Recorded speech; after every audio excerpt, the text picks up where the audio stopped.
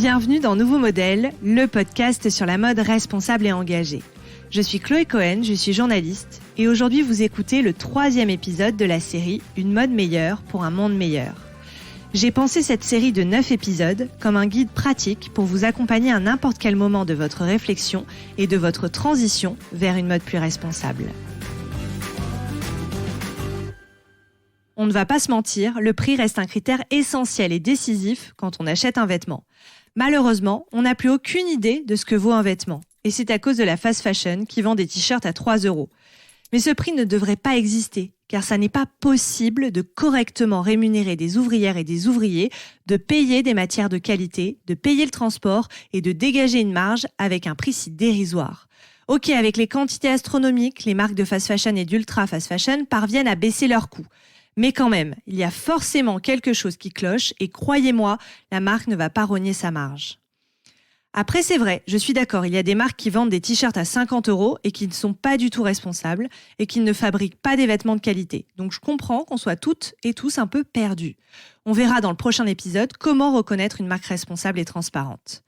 En attendant, il y a plusieurs techniques qui peuvent nous aider à y voir plus clair sur la question du prix juste.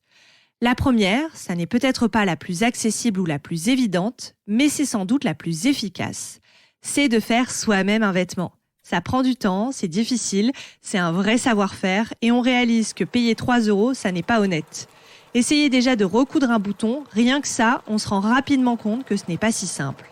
Il faut se dire qu'un vêtement ne vaut pas moins qu'un sandwich ou qu'une table, par exemple. C'est tout aussi difficile et fastidieux de créer un vêtement que du mobilier, de la vaisselle ou un plat au restaurant.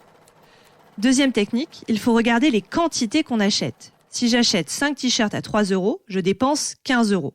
Peut-être qu'il serait plus judicieux d'acheter un seul t-shirt au même prix, mais qui serait de meilleure qualité. Car la qualité est essentielle et c'est la 3e technique. Si le vêtement ne tient qu'une saison et qu'ensuite il se déforme, il rétrécit ou il ternit au lavage, alors j'aurais gaspillé mon argent. Au contraire, si le t-shirt, je le porte d'année en année et qu'il ne bouge pas, c'est un très bon investissement. Comme pour n'importe quel autre achat, pour un canapé ou un aspirateur, il vaut mieux dépenser un peu plus, mais les garder longtemps, plutôt que devoir en racheter régulièrement. Ça coûterait beaucoup plus cher au final. Il faut adopter le même réflexe pour un vêtement. Rappelons aussi que dans un vêtement de fast fashion ou d'ultra fast fashion, je paye la marge de la marque et la publicité. Personnellement, ça m'agace un peu de rémunérer une marque qui exploite les gens et détruit la planète, et de payer pour la publicité. J'ai l'impression de gaspiller mon argent. Quand une marque fait des soldes à moins 60%, croyez-moi, sa marge au départ est énorme. Je préfère que l'argent dépensé pour un vêtement permette de faire vivre des ouvriers et des ouvrières. En moyenne, une marque éthique qui vend en direct ou qui passe par des boutiques indépendantes applique un coefficient de marge brute de 3 à 5 pour couvrir les frais de développement notamment. Mais une marque de fast fashion ou d'ultra fast fashion arrive à produire à des coûts si bas que la marge brute dégagée peut être égale à 30. C'est ce que rappellent Fanny et Morgan, les autrices du livre Mode éco-responsable, guide pratique.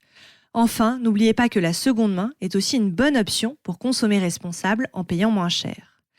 Et avant de vous quitter, j'aimerais rappeler une notion essentielle. C'est l'activiste américaine Aja Barber qui le dit très souvent. Quand elle était au chômage, elle a arrêté d'acheter de la fast fashion et elle n'a plus jamais recommencé. Pourquoi ? Eh bien parce qu'elle a appris à porter ce qu'elle avait dans sa garde-robe. On se dit souvent que la mode éthique est trop chère. Mais en réalité, on se dit que c'est trop cher parce que la mode responsable ne nous permet pas d'acheter régulièrement des vêtements. Et c'est une bonne chose. À moins d'être très très riche, effectivement, les vêtements éthiques ne sont pas faits pour être consommés au même rythme que ceux de la fast fashion, et c'est tant mieux. Bien sûr, je parle ici des personnes qui n'ont pas de difficulté à finir le mois ou de situations particulières, avec des enfants qui changent régulièrement de taille. Mais pour le reste, oui, la mode éthique est plus chère. Oui, c'est le prix juste d'un vêtement. Et oui, c'est une bonne chose qu'on ne puisse pas en acheter beaucoup.